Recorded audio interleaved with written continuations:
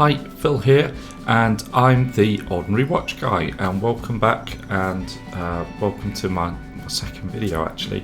So this is a bit of an ambitious video to make for only my second time out, but the idea behind it is a pretty simple one, and I think I've got a great little story to go along with it, so bear with me. But what was the watch that really sparked you into becoming a watch enthusiast?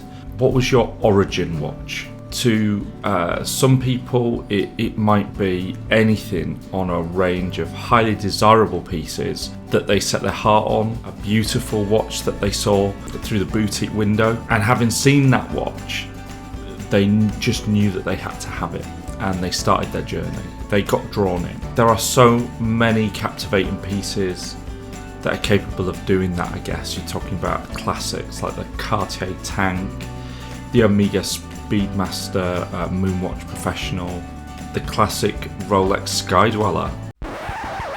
Okay, I'm trolling folks. I know that people don't want Sky Dwellers. Nobody will convince me that they fell in love with the financially crippling pastime of collecting watches because they saw a Sky Dweller. Or the classic Rolex Submariner, or the GMT2. It might not even have been something that fancy. You might have just started by looking at the watch that was on your grandfather's wrist and having no idea whether it was expensive or exclusive or not. There are plenty of less expensive watches out there with more than enough beauty, more than enough charisma and charm to drag you to the jewellery store window. On a routine journey, you find yourself going back and having a look at it again, It happens to me all the time, but I want to talk to you about my origin watch a little bit because I know what my origin watch was, what my origin watch is, and a very special restoration project that I have for this summer. And I want you to be in on that restoration project with me so that you can see something very special happen, and this speaks more deeply, I think, to the passion that we share for watches. I promise you it's going to be very special, and I'm gonna get you very close to this. My watch origin predates me by some way and sits as a piece of family history, so stay with me as I tell you a little bit about my family. My dad was born at the end of the 1940s, still had a ration book, and in 1949 it was not, I don't think that was a great time to be around in the world. The United Kingdom was a mess in the post-war environment, and it was tough. Specifically, if you were born into a family where your dad was a coal miner and your mum was unskilled, doing whatever she could to help top up the family income with work. And I think there's a real tendency to overlook or forget how difficult such times were. The National Health Service was only founded in 1948. Before that, basic healthcare was very poor. Child mortality was 5 times higher than it is today. And in my grandmother's family, her parents were born in the reign of Queen Victoria. She was the youngest of 13 children, and 5 of the 13 children died in childhood, each in their own tragic individual way. My grandparents were happy, but they never knew affluence. Let's think about Omega. It was founded in 1848, 101 years before my dad arrived, originally under the name Le General Watch Company, until assuming the name of Omega in 1903. They've always been a luxury, high-end brand, and no matter where you place them on your list today, while they probably aren't considered a god-tier maker right now, at least by most commentators, most people will put them in the upper echelons of their tier lists, alongside big hitting names like Rolex, Cartier, AP, and so on.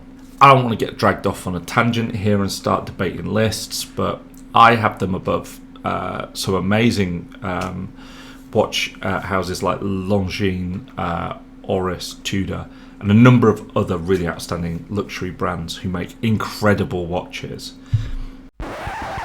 By the way, I think we as watch enthusiasts, we have to go outside and touch grass from time to time because we can be the most spoilt people in the world, and there is a lot of snobbery about watches that I really hope will slide out of watch enthusiasm, although I don't think it's likely to.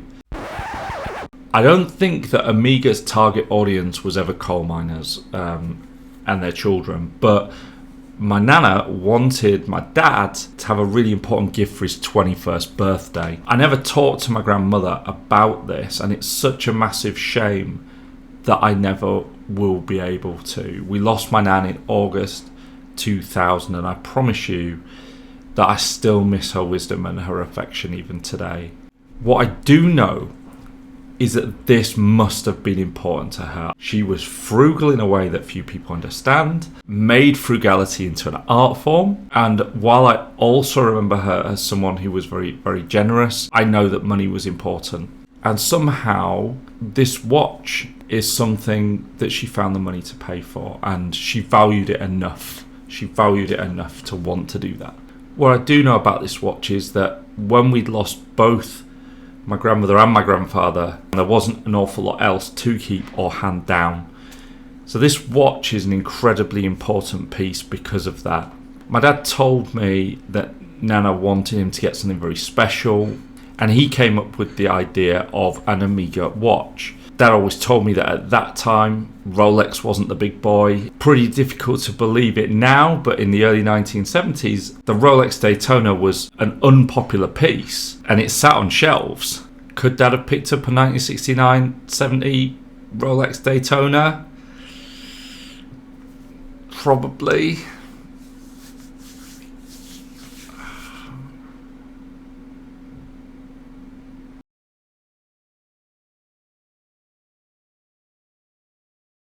But Omega had the market. They had the Moon watch. It was much more popular than the Daytona in 1969-70.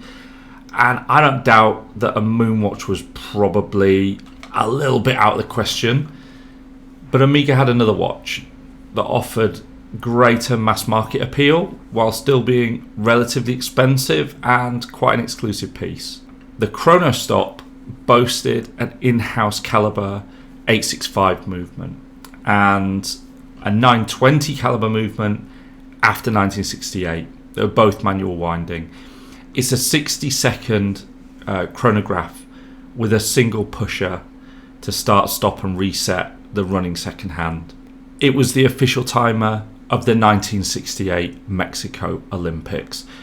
It cost the equivalent of a month's pay, or slightly more than a month's pay, to an experienced coal miner in 1970. So this was without doubt something my grandmother... Okay, so edit comment here, by the way.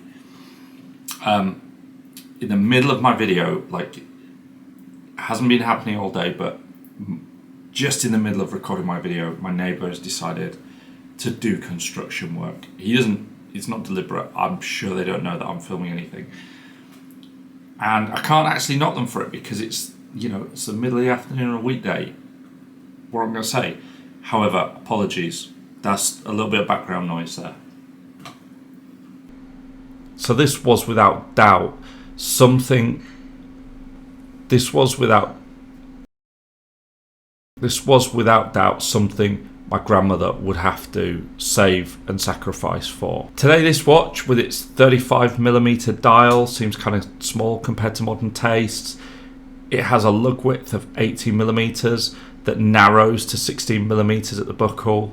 A Chronostop in good working condition would cost you between maybe £1,000 to £1,200, although I've seen them for a little bit less than that. There are funky variations with deep red or blue dials. My dad opted for what could be described as a pretty orthodox, timeless, slate grey presentation on a Milanese bracelet with a solid stainless steel clasp.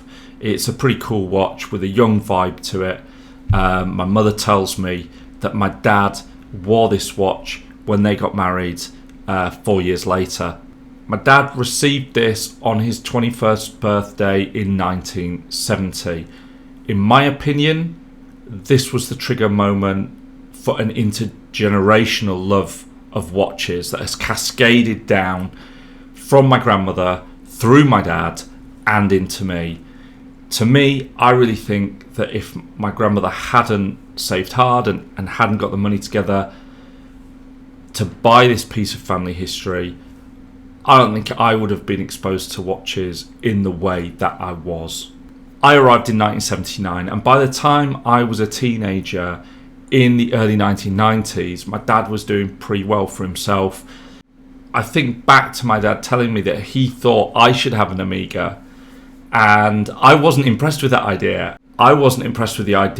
And I thought at the time it was a brand that was too old for me, and I wanted a younger and sexier watch than that, really.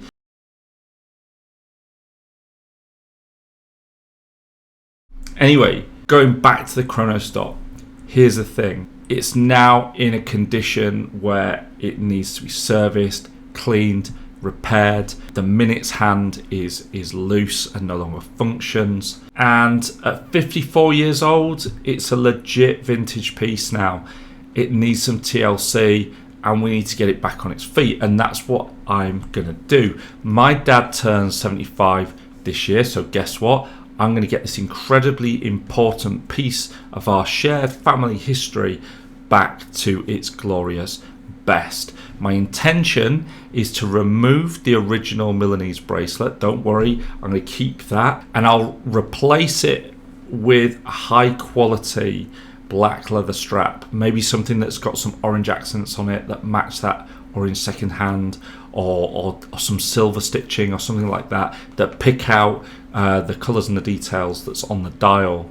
I'm going to have the watch cleaned but not polished, serviced and repaired. My dad does not know, and he doesn't watch YouTube or know about this channel, so I'm fine telling you about this. It won't spoil his surprise. And then when the watch comes back and I find the perfect strap, and maybe you want to help me with that, then we're going to put this together on his birthday. We're going to present it. I'm going to present it to him. I'm going to capture his reaction, because it's going to be absolutely fantastic. I absolutely promise you this. No watch can mean more to him than this. I mean, genuinely. But even if I was to give him a moon watch or another later incarnation of the 007 anniversary watch, he loves those, it just wouldn't hit the same way as seeing this piece from his mum come back to life. And I'm going to bring you with me on that journey so that you can see that. First, we'll find a watchmaker that can do this work for us. I'm going to send it off and I'll show you the outcome, and then I'm going to take you to my dad's birthday, and you're going to see the moment when he gets to unwrap that and he gets to have a look at it. It's going to be really something. So this is a very personal story. I hope you can relate to the idea of an origin watch, and that you can recollect the watch that triggered your love of timepieces and watches and horology. Maybe you want to hit me in the comments below with a bit of nostalgia for the watch that captured your heart originally and put the whole thing in motion for you. I bet between us we've probably got some amazing stories to share, and it would be great to bring them out.